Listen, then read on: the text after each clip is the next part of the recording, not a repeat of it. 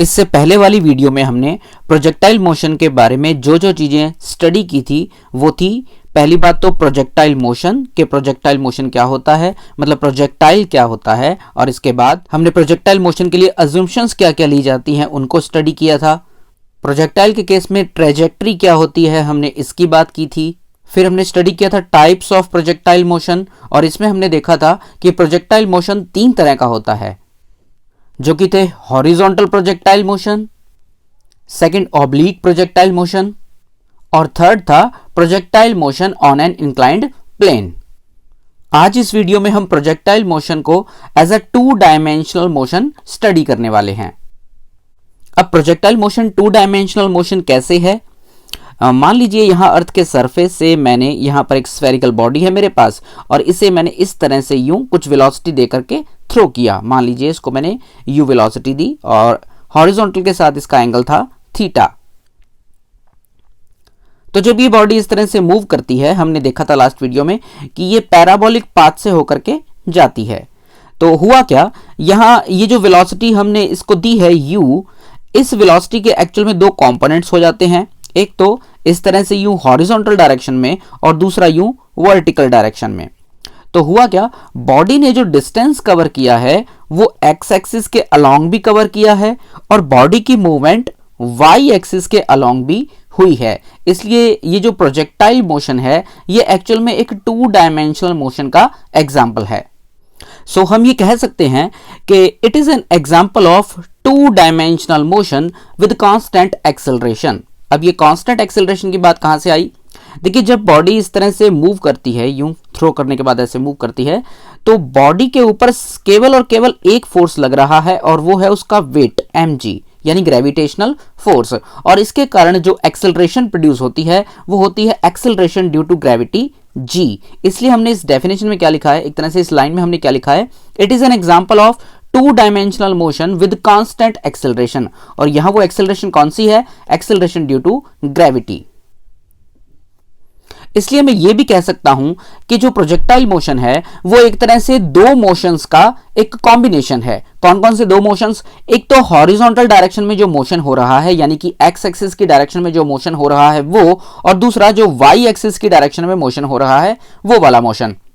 सो projectile motion एक तरह से एक 2 डायमेंशनल मोशन हुआ, जिसमें एक्स एक्सिस के अलोंग भी मूवमेंट हो रही है और वाई एक्सिस के अलोंग भी मूवमेंट हो रही है। और वैसे ये दोनों मूवमेंट एक दूसरे से बिल्कुल अलग हैं।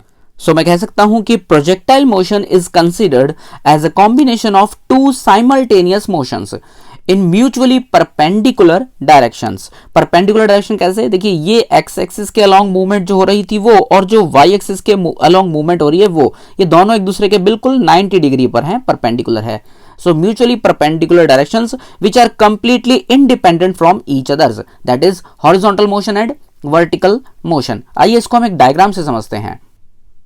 सो यहां आप इस डायग्राम से देख सकते हैं कि मान लीजिए यहां पर मेरे पास कोई छोटा सा स्फेरिकल ऑब्जेक्ट है, या कैसा भी कोई ऑब्जेक्ट है, ओके, उसे मैंने कुछ इस डायरेक्शन में इस तरह से u वेलोसिटी से थ्रो किया, और u वेलोसिटी का हॉरिजॉन्टल के साथ जो एंगल है दैट इज थीटा।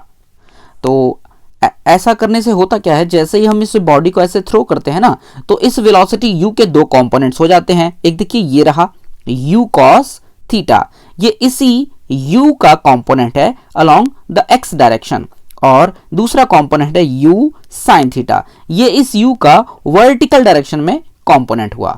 तो बॉडी अब कैसे मूव करेगी? u cos थीटा जो वेलोसिटी है, जो कि u का कंपोनेंट है हॉरिजॉन्टल डायरेक्शन में, ये component u cos theta body को हॉरिजॉन्टली मूव करवाता है, जिससे बॉडी x एक्सिस की डायरेक्शन में कुछ डिस्टेंस r कवर करती है।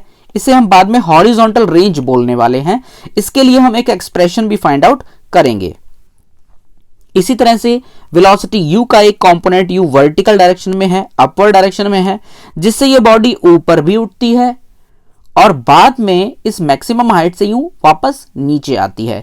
इस दौरान बॉडी कुछ हाइट तक पहुंच जाती है, जिसे हम बाद में मैक्सिमम हाइट कहने वाले हैं। इसके लिए भी हम एक्सप्रेशन फाइंड आउट करेंगे। और इस पूरे मोशन के दौरान जो एक्सेलरेशन ड्यू टू ग्रेविटी है g, वो वर्टिकली डाउनवर्ड एक्ट कर रही थी। सो आप देख सकते हैं कि प्रोजेक्टाइल मोशन का ये जो मोशन है, प्रोजेक्टाइल मोशन, ये एक तरह से दो मोशंस का कॉम्बिनेशन है।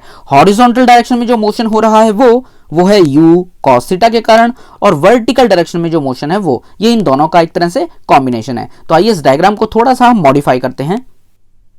तो मैंने यहां क्या किया, इस डायग्राम को एक तरह से मैंने दो पार्ट्स में रिजॉल्व कर दिया, एक तो हॉरिजॉन्टल मोशन के लिए और दूसरा वर्टिकल मोशन के लिए।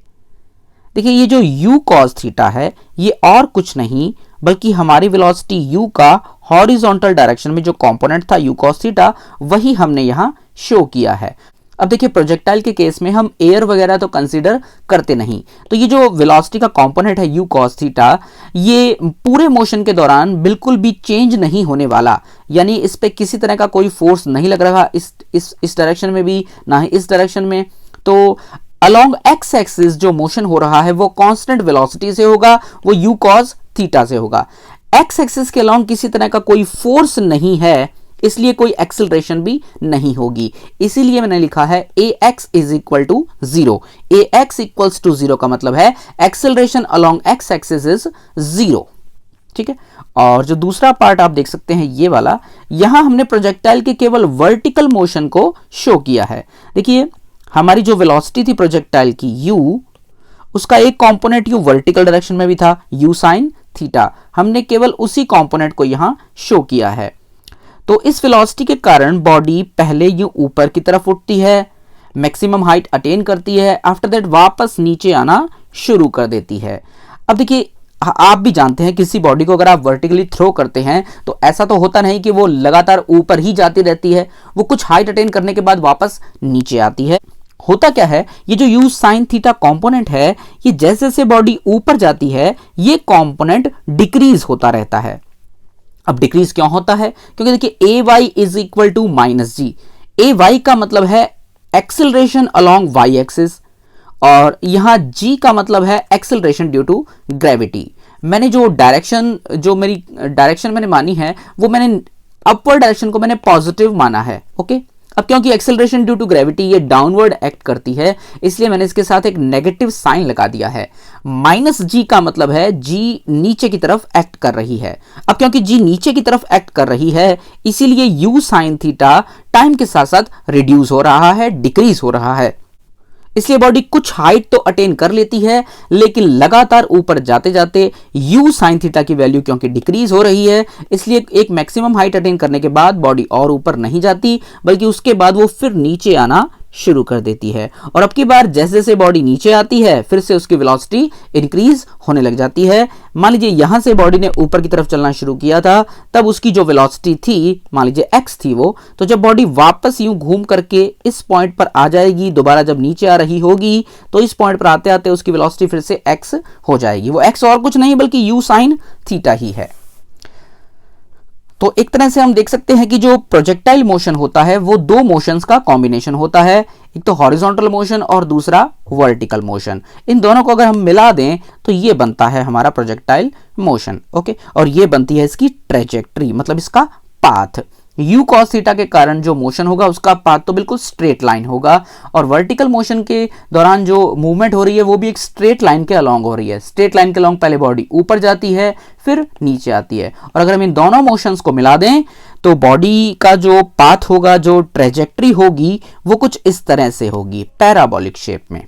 सो फाइनली मैं कह सकता हूं कि पैराबोलिक पाथ जो है वो कैसे बनता है, वर्टिकल मोशन और हॉरिजॉन्टल मोशंस को अगर हम मिला दें तो बॉडी का जो ओवरऑल पाथ बनता है वो कैसा बनता है, पैराबोलिक पाथ। अब जरा ये गैलीलियो स्टेटमेंट भी देखिए। गैलीलियो ने भी ये कहा था कि दो ऐसे मोशंस या कोई भी दो ऐसे वेक्टर्स जो एक दूसरे के साथ बिल्कुल परपेंडिकुलर हो, वो एक दूसरे को बिल्कुल भी इफेक्ट नहीं करते। देखिए, two perpendicular directions of motion are independent from each others. यहां पर भी दो जो मोशन हो रहे हैं वो एक दूसरे के बिल्कुल परपेंडिकुलर हैं। In other words, any vector quantity directed along a direction remains unaffected by a vector perpendicular to it। यहां पर देखिए दो वेक्टर हमारे पास हैं, एक तो u cos थीटा ये x एक्सिस के अलोंग है, और दूसरा u sin थीटा ये y एक्सिस के अलोंग है। अब गैलीलियो की स्टेटमेंट के अकॉर्डिंग, क्योंकि ये दोनों वेक्टर्स एक दूसरे के बिल्कुल परपेंडिकुलर हैं, इसलिए पूरे मोशन के दौरान u cos theta u sin theta पे कोई इफेक्ट नहीं डालेगा।